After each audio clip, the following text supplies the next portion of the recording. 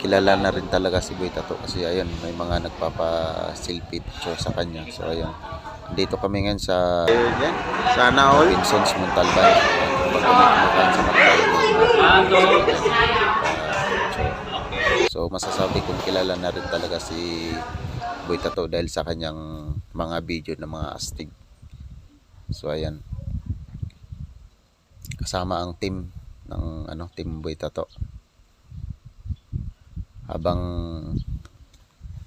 naglalakad kami, may mga nagpapapicture sa kanya.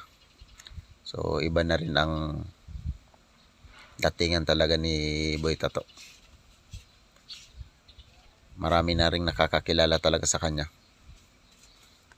So hindi lang yan, marami talaga nagpapapicture. So hindi na nakuha ng video yung iba. So busy na rin.